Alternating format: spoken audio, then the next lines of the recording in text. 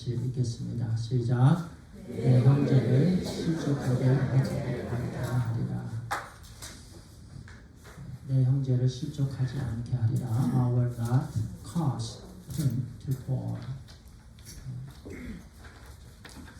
넘어지지 않게 하리라. 이 말씀입니다.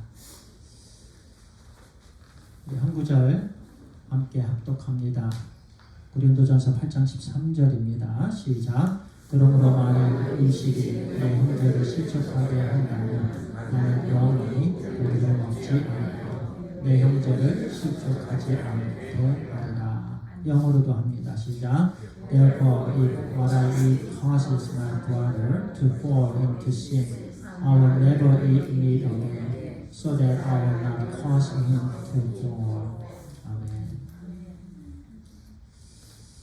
이스라엘하고 메오리온이라는 두 자매가 있었습니다.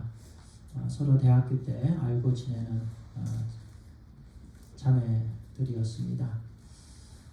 이제 크리스찬들이었고 이제 대학교 때 한 명은 좀 아웃고잉 퍼슨이고 다른 한 명은 좀 인고잉 또는 인트로버릿 그런 내성적인 성격이었습니다. 한 명은 이세벨은 춤을 좋아합니다. 그래서 여기저기 사교성이 있어서 춤을 추러 다니고 그리고 댄싱 파티도 가고 근데 이제 졸업을 했습니다. 졸업을 해갖고 이제 사교 클럽 댄스 파티에 이세벨이 갔습니다. 근데 마음 한쪽 구석에서는 이 춤을 춘다는 것, 이 크리스찬이 춤을 춘다는 것에 있어서 영적으로 도움이 되지 않는다는 것을 알고 있었어요. 알고 있으면서도 다른 사람이 박수 쳐주고 춤을 잘 춘다고 그리고 좀 이렇게 그 사람들이 파티에 참석을 하게 되면 파티의 분위기가 달라지죠. 예. 그래서 자꾸 파티에 초대를 받다 보니까 이제 크리스찬임에도 불구하고 자꾸 춤을 출 기회가 있게 되는 거예요. 근데 이제 사교 그 댄스 클럽에 가서 이제 깜짝 놀랐어요. 메리온이 거기에 온 거예요. 이세벨이 깜짝 놀라서 아니 어떻게 너같이 조용한 사람이 여기에 왔니?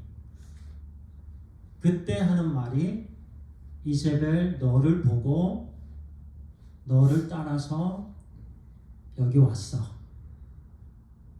그 얘기를 듣고 이세벨이 깜짝 놀랐습니다. 충격을 받았습니다.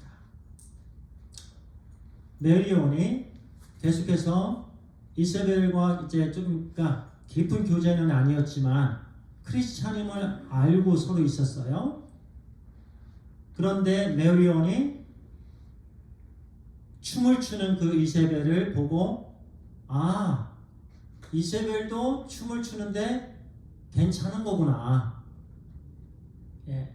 신앙생활을 하면서 춤추러 다니고 또 댄싱 클럽에 가서 교제하고 하는 게 괜찮은 거구나. 그래서 이세벨도 하기 때문에 담력을 얻어갖고 춤을 배웠다고 그래요. 그리고 거기로 온 거예요. 그런데 이세벨은 그동안에 이게 영적으로 도움이 되지 않는다라고 생각을 하면서 자꾸 댄싱을 하다 보니까 하나님과의 관계가 좀 멀어지고요. 생각도 그렇고 여러 가지 또 그 안에서 만나는 사람들도 그렇고 그러고 있는 차에 메리온이 자기를 따라서 춤을 시작하게 되었고 거기서 만나게 된 것이죠. 이런 경우가 많이 있습니다. 춤뿐이 아니에요. 담배를 피우는 것도 그렇고 술을 마시는 것도 그렇고 음식을 먹는 것도 그렇고 취향에 따라서 또는 어떤 취미에 따라서 어떤 부분이든지 크리스찬임에도 불구하고 영향이 끼쳐지기 때문에 사람들은요, 그런 경우가 많이 있다는 거예요. 오늘 이 부분에 대해서 한 번 더 깊이 생각해 보게 되기를 바랍니다. 우리는 무심코 취미생활로 또는 내가 좋아하는 걸로 하지만 그것이 상대방의 신앙 성장을 막는 장애물 역할을 하게 된다면 오늘 말씀에서는 분명히 그건 죄다라고 말씀합니다. 죄다. 왜냐하면 상대방의 양심을 오염시켰기 때문에 죄인 거예요.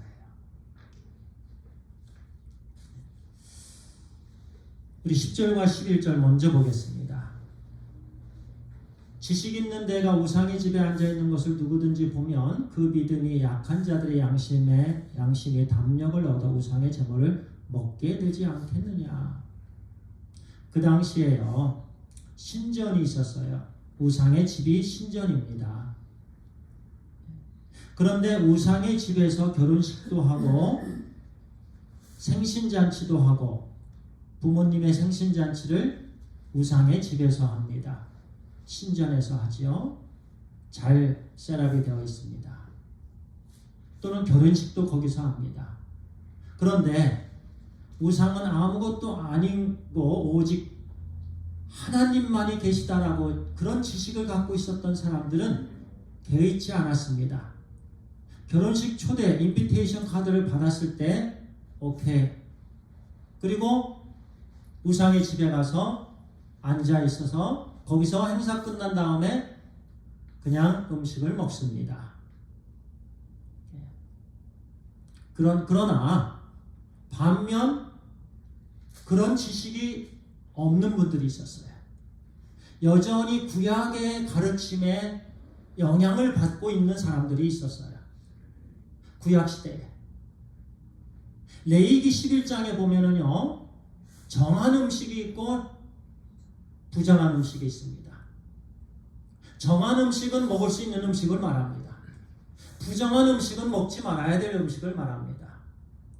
이스라엘 백성들은 그 당시에요, 정한 음식만 먹고 부정한 음식을 먹지 않으면 그것이 하나님께서 기뻐하시고 하나님께 믿음의 사람으로 그런 어떤 기준이 된다는 것을 믿었어요.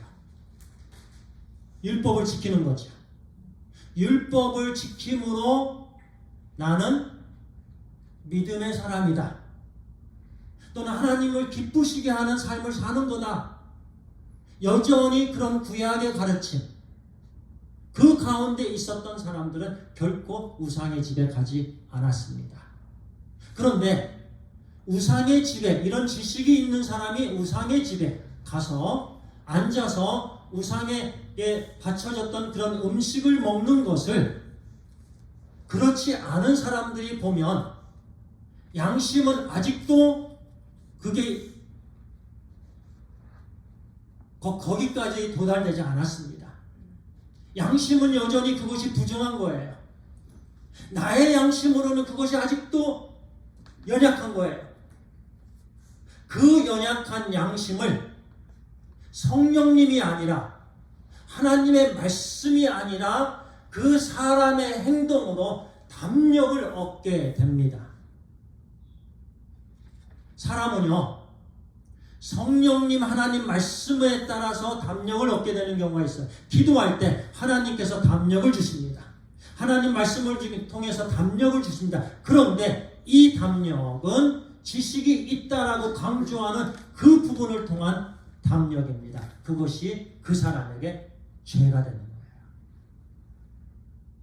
왜냐하면 여전히 양심은 이게 아니다라고 하면서 그 일을 하게 되는 그리스도께 죄가 되는 거예요.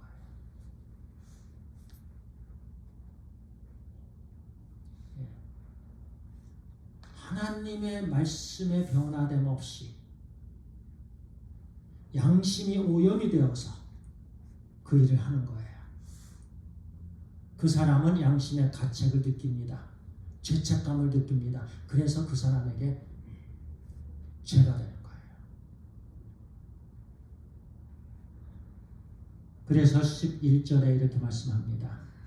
그러면 내 지식으로 그 믿음이 약한 자가 멸망한다. 맞지요? 멸망합니다. 죄를 짓는 것이 멸망이지요. 그런데 그는 그리스도께서 위하여 죽으신 형제라 이렇게 말씀합니다. So this weak brother for whom Christ died is destroyed by your knowledge. 지식으로. 지식은 좋은 거예요. 그런데 지식으로만 접근할 때는 사람을 죽입니다. 지식만 내세우면 상대방을 다치게 합니다. 상대방의 양심을 꼬리게 하고요. 그리고 어렵게 하고요. 그것이 바로 걸려 넘어지게 하는 장애물이에요. 스톰블링 블락이에요. 스태핑 블락이 아닙니다. 스톰블링 시키는 거예요.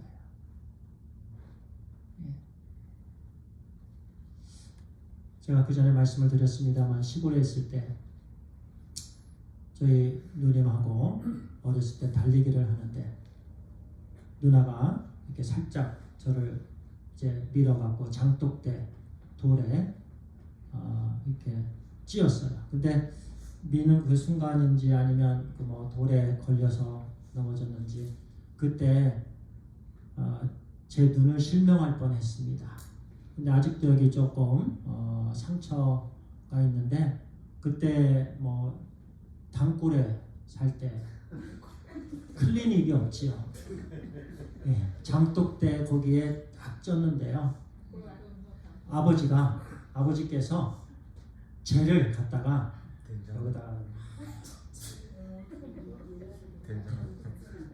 젤을 다 그냥 거기다 막 손으로 누르고 그리고 부여까지 나가려면 한참 오래 걸립니다. 거기서 어쨌든 걸려 넘어지게 하는 그 돌, 사람을 상하게 하는 스톰블링 블락이 된다라는 거예요. 그것이 큰 죄다라는 거예요. 그런데 실질적으로 지혜가 있다라고 하는 사람들은 주로 무심코 합니다. 무심코 해요. 자기가 아는 것을 자랑합니다. 자기의 경험을 드러내고자 합니다. 그래서요, 항상 내 자신을 드러내면 동시에 상대방은 마음이 상합니다. 내 자신을 드러내고자 할 때, 내 자신의 이름을 높이고자 할 때 상대방은 상처를 받습니다. 우리 주님께서 그렇게 하지 않으셨어요. 온유하신 주님은 오직 주님 자신을 낮추시고 죄인의 모양으로 오시었고 또 죄인의 모습으로 십자가에서 죽으셨습니다. 마지막 피 한 방울까지 다 흘리셨습니다. 그렇게 우리 죄인들을 사랑해 주셔서 우리 죄인들을 얻으셨습니다.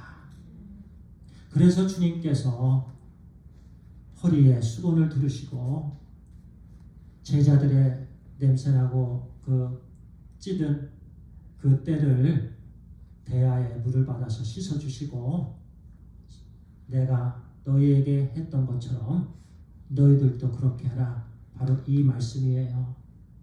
이 말씀입니다. 자꾸 지식을 내세우지 말라는 거예요. 사랑이 없는 지식은 상대방을 오히려 망칠 뿐이라는 말씀입니다.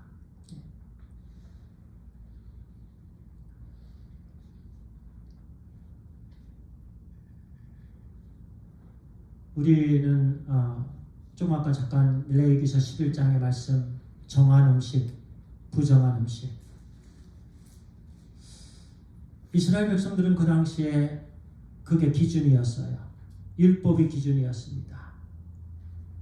그리고서 그걸 따르면 이제 하나님께서 이제 그것을 카운트해 주실 거예요. 그런데 8절에서 분명히 이렇게 말씀합니다. 음식은 우리를 하나님 앞에 내세우지 못하나니 결코 그렇지 않다라는 거예요.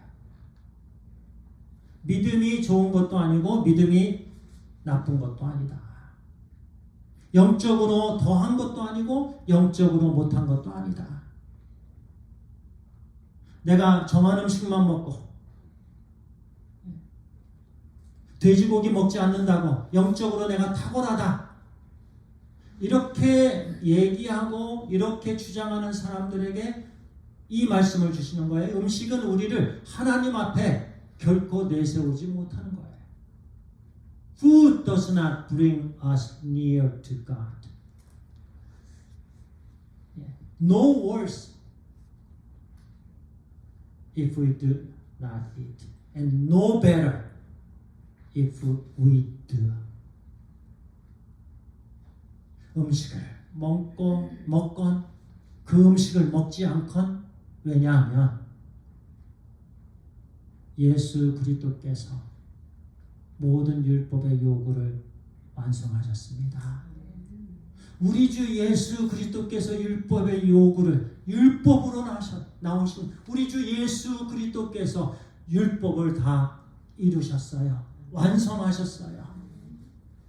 그래서 그리스도 안에 있는 사람들에게는요,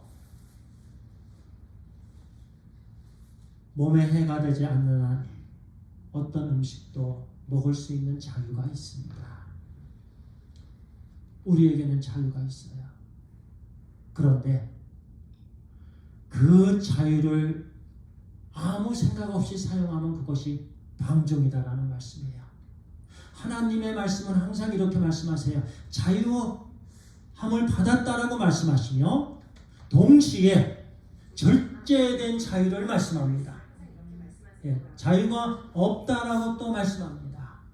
이렇게 항상 하나님의 말씀은 왜냐하면 절제된 자유를 하나님께서 원하시는 거예요. 그래서 분명히 말씀하세요. 그래서 사도 바울은 이 말씀, 그런데 궁극적으로 이 말씀을 주시는 이유는요, 먹지 않는 게 좋다는 거예요. 사교 댄싱 그것도 안 하는 게 좋다는 거예요. 술도 안 마시는 게 좋다라는 말씀이에요. 담배도 안 하는 게 좋다라는 말씀이에요. 왜냐하면 우리는 거룩한 하나님의 자녀들이기 때문에 모든 순간순간 거룩함을 드러내는 아름다운 삶을 살아야 되기 때문에 그런 거예요. 그렇지 않을 때는 믿음이 연약한 자가 걸려 넘어지기 때문에 그렇습니다. 그건 큰 죄예요. 그래서 음식 자체가 신앙의 문제가 아니에요. Food itself is not a matter of faith입니다. 음식이 삶의 질을 결정하지도 않습니다. Food does not determine the quality of life. 어떤 사람은 고기를 먹는다고 나는 잘 사는 거다. 나는 늘 고기를 먹어요. 아닙니다. 또 어떤 사람은 야채를 먹는다고. 연약한 것도 아니고 그것 갖고 왈가부가 하지 말라는 거예요. 그것이 그 신앙 하나님께 가까이 나아가게 되는 것, 그게 아니다라는 거죠. 근데 그 당시에 고린도 교회에는 그것 때문에 서로 싸웠습니다. 사소한 것으로 서로 싸우고 그런 연약함들이 있었기 때문에 사도 바울은 이 말씀을 주면서 하지 마라. 그래서 12절에 이같이 너희가 형제에게 죄를 지어 그 약한 양심을 상하게 하는 것이 곧 그리스도에게 죄를 짓는 것입니다. 그 양심을 상하게 하는 것, 이것이 죄다라는 거예요. 믿음이 연약한 자는 아직도 양심이 있어요. 각자에게 어떠한 부분에 있어서 양심이 있는데 그 양심을 오염시킨다라는 단어가 양심을 상하게 하는 거예요. 이것이 죄예요. 그리스도에게 죄를 짓는 거예요. 그리고 그리스도를 모욕하게 하는 거예요. 왜냐하면 그 형제도 예수 그리스도께서 그를 위하여 십자가에서 죽으셨기 때문에 그렇습니다. 그래서 형제를 실족하게 하는 것은요, 예수 그리스도를 모욕하는 거예요. 죄입니다. 주님께서 그 형제를 위해서, 그 자매를 위해서 십자가에서 죽으셨는데 우리는 그 형제를 오히려 자빠지게 한다는 거지요. 오히려 넘어지게 하고요. 양심이 상하게 하고요. 죄를 짓게 하고요. 그래서 두 번째는 믿음이 약한 자의 마음을 상하게 하고 그들 멸망으로 인도하기 때문에 그 일을 하지 말라는 거예요. 할 수 있습니다만 하지 말라는 거예요. 왜냐하면 선택입니다. 우리의 신앙생활은 선택이고 결단이에요. 이전에는 내가 즐기었던 것도, 이전에는 내가 좋아했던 것도, 이전에는 내가 늘 취미생활로 했던 것도, 만약에 그 일이 조금이라도 한 형제의 신앙 성장에 방해가 된다면 하지 말아야 된다는 말씀입니다. 그 삶이 변화된 삶이라는 말씀이에요. 그것이 주님을 닮아가는 삶이 되는 거예요.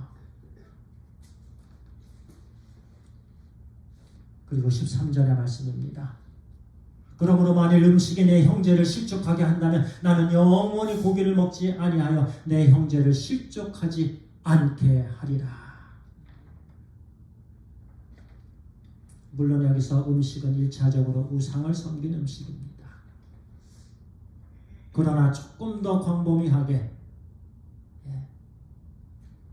나는 영원히 고기를 먹지 아니하리라. 모든 고기. 내가 고기를 막 먹음으로 다른 사람이 그것을 사치롭게 생각을 하여서 만약에 그 영혼이 넘어지게 된다라는 사도 바울은 나는 고기조차도 먹지 아니하리라. 실족하게 된다라는 건 범죄케 하다라는 의미도 포함되어 있습니다. 걸림돌이 되다라는 말씀입니다. 마태복음에 이 말씀이 있습니다. 만일 내 오른손이 너를 실족하게 하거든. 똑같은 원어를 쓰고 있습니다.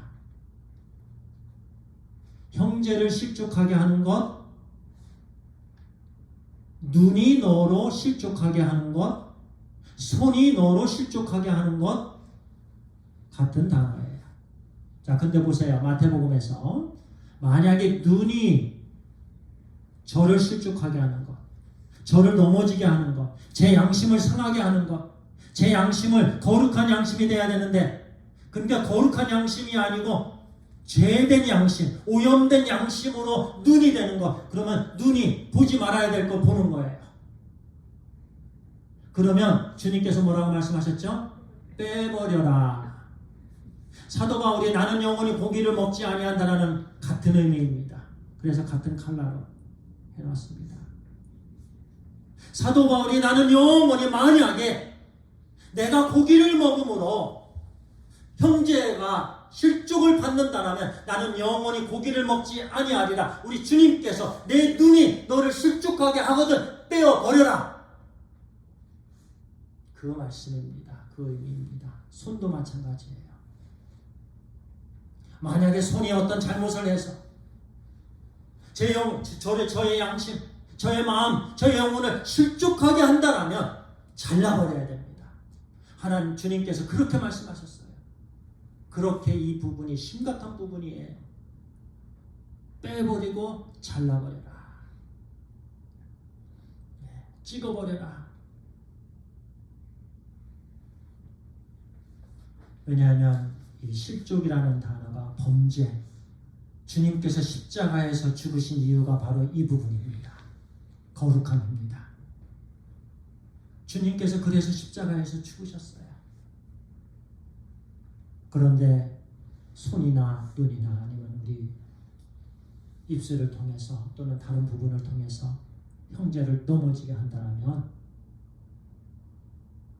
빼버리고 주님께서 찍어버리고 또는 사도 바울은 나는 영원히 고기를 먹지 아니하리라.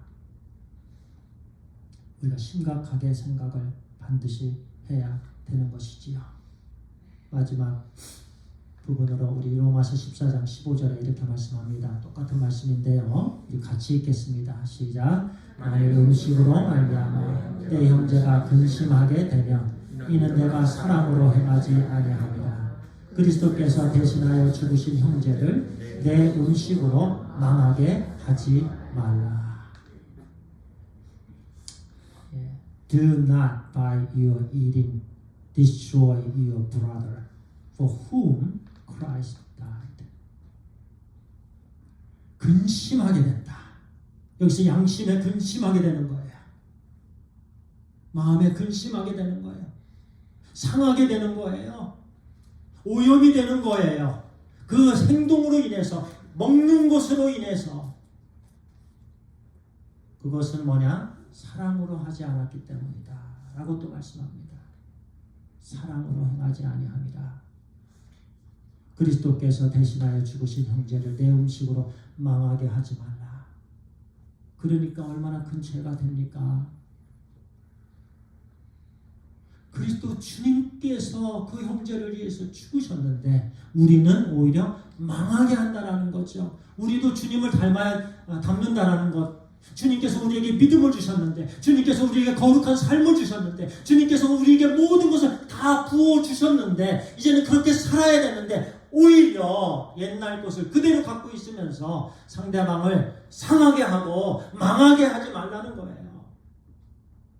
음식으로 인해서. 물론 다른 것도 마찬가지입니다.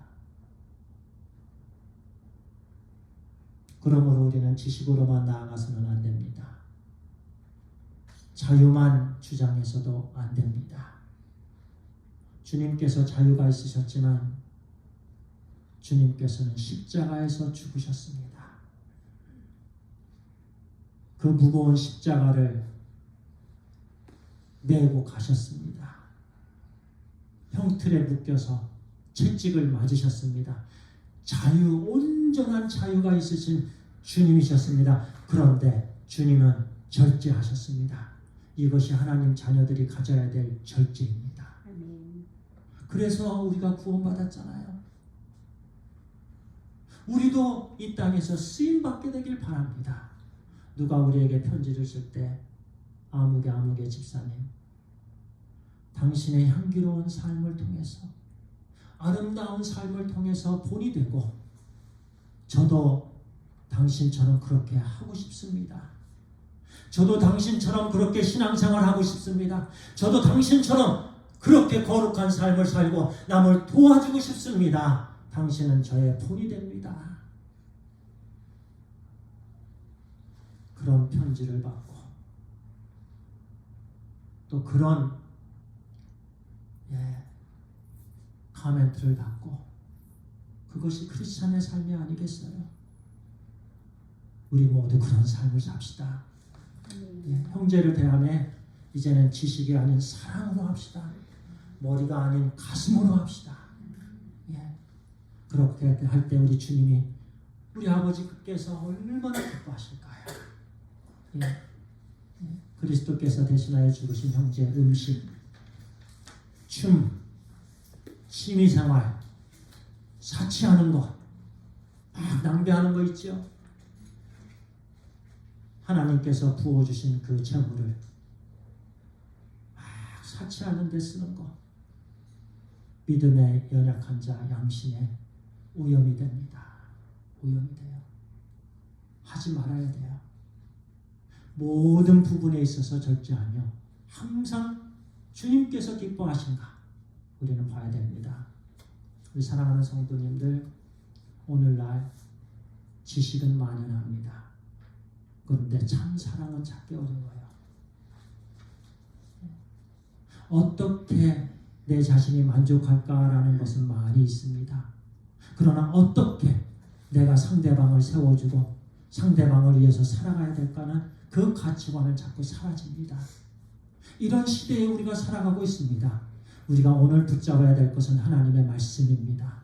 우리 주 예수 그리스도입니다. 주님 붙잡고 온전히 나아가 우리 쓰임받는 우리 모두가 되기를 간절히 소원합니다. 기도드리겠습니다. 아버지 하나님 감사합니다. 우리 하나님께서 우리에게 가장 소중한 선물, 가장 값지고 가장 귀한 우리 주님을 주셨습니다.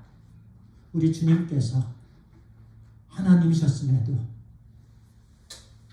모든 채찍을 맞으셨습니다. 침뱉음을 받으셨습니다. 모욕과 조롱을 받으셨습니다.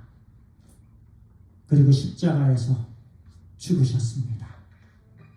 모두 우리를 구원하시고자 하신 하나님의 사랑입니다. 주님의 사랑입니다. 주님, 우리가 그렇게 은혜 받은 자들로서 또한 동시에 우리 형제 자매들을 바라볼 때에 우리가 갖고 있는, 즐기고 있는, 누리고 있는 취미생활, 먹는 것, 입는 것, 차고 다니는 것, 또는 사치하는 것, 그 모든 것 다시 생각하게 하여 주시옵소서. 하나님 말씀의 거울 앞에 우리를 하나님 보여주시옵소서. 우리의 연약함, 우리의 잘못된 모습들을 아버지 하나님 깨닫게 해주시고 고쳐나가게 하여 주옵소서. 그래서 한 영혼들을 우리 주님께로 인도하는 이 땅에서의 가장 귀한 값진 거룩한 하나님의 자녀됨의 삶을 살게 하여 주시옵소서. 우리 주 예수 그리스도의 이름으로 간절히 기도합니다. 아멘.